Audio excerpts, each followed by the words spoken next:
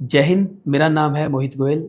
मैं पेशे से चार्टर्ड अकाउंटेंट हूँ। मैं आपकी फाइनेंशियल एजुकेशन के स्तर को बढ़ाने में आपकी हेल्प करना चाहता हूँ। आज का हमारा टॉपिक है कैपिटल लॉस हार्वेस्टिंग। तो सबसे पहले हम बात करेंगे कैपिटल लॉस हार्वेस्टिंग होती क्या है। देखो, साल के अंदर हम जब अपना शेयर ट्रेडिंग की जर्नी करते हैं, शेयर ट्रेडिंग करते हैं, म्यूचुअल फंड जो भी आप लोग करते हो, उसके अंदर आप प्रॉफिट्स बुक करते हुए चले जाते हो। कई बार किसी की स्ट्रेटजी होती है कि वो प्रॉफिट्स ही बुक करते हैं, लॉस तो बुक करते ही नहीं, या कोई प्रॉफिट भी बुक करता है, लॉस भी बुक कर रहा होता है।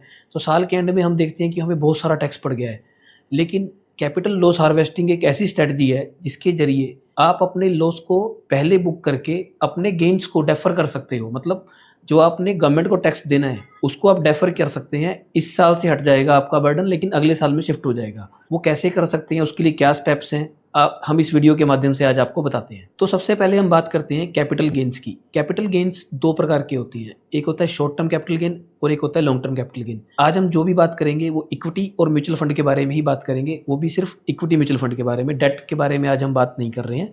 तो सबसे पहले हम जब शॉर्ट टर्म कैपिटल गेन की बात करें, ये वो गेन होता है जो उस एसेट के ऊपर आता है, मतलब जो उस शेयर्स या उस म्यूचुअल फंड के ऊपर आएगा जो आप 1 साल से पहले बेच देंगे, जिसकी होल्डिंग आपकी 12 महीने से कम है। और लॉन्ग टर्म कैपिटल गेन इसका अपोजिट है, मतलब 12 महीने से ज़्यादा रखा और उसके बाद बेचा तो वो लॉन्ग टर्म कहलाएगा। कैपिटल लॉस हार्वेस्टिंग के लिए ना सबसे पहले आपको पता होना चाहिए कि इनकम टैक्स के रूल्स क्या कहते हैं शॉर्ट टर्म और लॉन्ग टर्म गेन के लिए। देखो, शॉर्ट टर्म कैपिटल गेन अगर आपको होता है ना, उसको आप कहीं से भी सेटल कर सकते हो। मतलब लॉन्ग टर्म कैपिटल गेन से भी सेटल हो जाएगा और वो शॉर्ट टर्म कैपिटल गेन से भी सेटल हो जाएगा। अगर आपको मान लो 5 लाख रुपए का लॉन्ग टर्म कैपिटल गेन हुआ है, 3 लाख रुपए का आपका long short term capital gain हुआ है और आपको 2 लाख रुपए का शॉर्ट टर्म कैपिटल लॉस हो गया, तो वो 2 लाख रुपए आप लॉन्ग टर्म से भी माइनस कर सकते हो, शॉर्ट टर्म से भी माइनस करते हो। पर वहीं अगर लॉन्ग टर्म में कोई कैपिटल लॉस होता है आपको, उसको सिर्फ और सिर्फ आप लॉन्ग टर्म कैपिटल गेन के साथ ही एडजस्ट कर सकते हो। ये हो गई इंट्रा हेड एडजस्टमेंट, मतलब कैपिटल गेन हेड की एडजस्टमेंट, कि आपस में ये दोनों शॉर्ट टर्म और लॉन्ग टर्म कैसे एडजस्ट होते हैं। शॉर्ट टर्म दोनों के साथ, लॉन्ग टर्म सिर्फ और सिर्फ लॉन्ग टर्म के साथ। ये हो गई इंट्रा हेड। अब हम बात करेंगे इंटर हेड, मतलब salary head, house property head, business head, capital head और अदर सोर्सेज हेड। कैपिटल जो हेड है ना, वो सिर्फ और सिर्फ आपस में ही एडजस्ट होता है, वो किसी और सोर्स की इनकम के साथ एडजस्ट नहीं होता। मतलब अगर आपको कैपिटल गेन के अंदर कैपिटल लॉस हुआ है, तो वो आपका सिर्फ और सिर्फ कैपिटल हेड से ही एडजस्टमेंट होगी, जो अभी मैंने डिस्कस किया कि इंट्रा हेड। ये किसी और के साथ एडजस्टमेंट नहीं होगा। तो आपको लगेगा कि हमारा लॉस वेस्ट हो गया, नहीं, ये लॉस वेस्ट नहीं हुआ। इनकम टैक्स के प्रोविजन के अकॉर्डिंग आप इस लॉस को कैरी फॉरवर्ड कर सकते हो और अगले आने वाले सालों में अपने प्रॉफिट्स के अगेंस्ट इसको एडजस्ट कर सकते हो। वो कितने साल तक कर सकते हो, तो वो फिगर है 8 ईयर्स। 8 साल तक आप इसको कैरी फॉरवर्ड कर सकते हो। लेकिन उसकी एक कंडीशन है, अगर आपको लॉस कैरी फॉरवर्ड करना है तो आपको अपनी आईटीआर ड्यू डेट से पहले पहले भरनी है। अगर आप ड्यू डेट के बाद में आईटीआर फाइल करेंगे ना, तो ये लॉस आपका कैरी फॉरवर्ड नहीं होगा। कैपिटल गेन कैरी फॉरवर्ड करने के बाद जब नेक्स्ट ईयर्स में हमें कभी कैपिटल गेन होगा, तो ये वहाँ से एडजस्ट हो जाएगा। कैपिटल गेन जो शॉर्ट टर्म वाला है, जो हमने कैरी फॉरवर्ड करके लेके गए हैं, शॉर्ट टर्म फिर से वही रूल है, शॉर्ट टर्म और लॉन्ग टर्म दोनों से एडजस्ट हो जाएगा और लॉन्ग टर्म सिर्फ लॉन्ग टर्म के अगेंस्ट एडजस्ट होगा।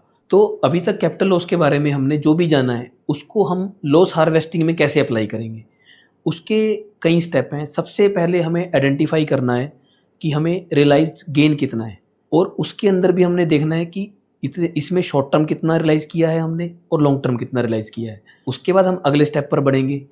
उस स्टेप में हमें देखना है कि जो अनरियलाइज्ड प्रॉफिट है या लॉस है हमारा, वो कितना है, और हमने उसको स्क्रूटनाइज करना है। हमने देखना है कि शेयर वाइज कितने शेयर हमारे प्रॉफिट में हैं और कितने लॉस में हैं, और जो लॉस वाले शेयर हैं वो कितने लॉस में हैं। और हमें उसके बाद आइडेंटिफाई करना है जो लॉस वाले शेयर्स हैं हमारे, उसके अंदर शॉर्ट टर्म वाले कितने हैं और लॉन्ग टर्म वाले कितने हैं। उसके बाद जो हमने ये सारा कुछ सीखा है कि कैपिटल लॉस को शॉर्ट टर्म और लॉन्ग टर्म कैसे एडजस्ट होते हैं, कैरी फॉरवर्ड कैसे होगा, उस सारे प्रोसेस को हम यहाँ पर अप्लाई करके अपनी टैक्स लायबिलिटी को उस साल के लिए कम कर सकते हैं। और उसको करना कैसे है, आइए उसके लिए मैं आपको स्क्रीन पर ले चलता हूँ। तो आइए हम एक एग्जाम्पल के माध्यम से ये समझते हैं।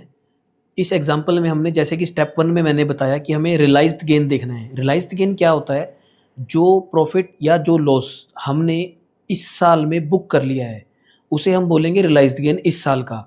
रियलाइज में हम प्रॉफिट और लॉस का नेट देखेंगे कि नेट हमने क्या बुक किया है।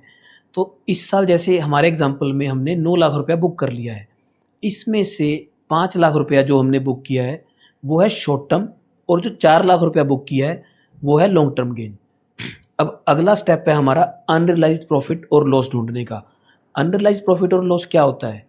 मीन्स जो हमने अभी बुक नहीं किया है, जो हमारे डीमेट में होल्डिंग्स में हमें दिख रहा है और हमें गेन या लॉस उसके ऊपर शो होता है, उसे बोलते हैं अनरियलाइज्ड प्रॉफिट और लॉस। इस एग्जाम्पल में टोटल हमारा है 3 लाख रुपए का। तो इसके बाद हमने इसको एनालिसिस करना है कि इसमें से लॉस देने वाले शेयर कितने हैं। तो हमारे एग्जाम्पल में हमने उठाए हैं 4.5 लाख रुपए कि 4.5 लाख रुपया हमें लॉस आ रहा है शेयर्स में, और प्रॉफिट देने वाले शेयर्स हैं 7.5 लाख रुपए। टोटल हमें 3 लाख रुपए का अनरियलाइज्ड गेन है। अब हम बढ़ते हैं स्टेप 3 की तरफ। स्टेप 3 में हमें देखना है कि जो लॉस देने वाले शेयर्स हैं वो किस किस कैटेगरी में आते हैं। जैसे हमारे एग्जांपल में शॉर्ट टर्म के अंदर 2.5 लाख रुपए का लॉस है हमें, और लॉन्ग टर्म के अंदर 2 लाख रुपए का लॉस है। टोटल 4.5 लाख रुपए का लॉस है, जो कि ये फिगर यहाँ से मैच कर रही है। तो ये हमारा एग्जाम्पल है।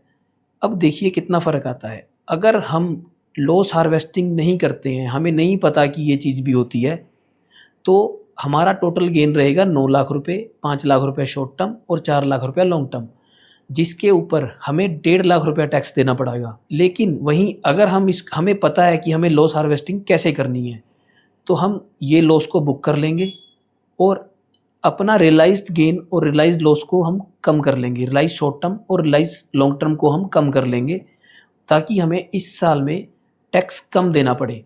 इस एग्जाम्पल में आप देखेंगे ना, हमारा टैक्स आधा ही रह गया है। हमें 1.5 लाख रुपया टैक्स पेबल था, हमने 75,000 रुपया लॉस हार्वेस्टिंग करके बचा लिया है, तो 75,000 ही टैक्स देना है हमने। सेकंड क्वेश्चन आपका अब ये आ सकता है कि हम इन शेयर्स को रखना चाहते हैं, कि आपने तो बोल दिया बुक कर दो, हम लॉस बुक करके जाएंगे कहाँ? ये तो हमें शेयर रखनी है, ये तो बहुत अच्छे शेयर्स हैं जो कि आने वाले दिनों में गेन दे सकती हैं।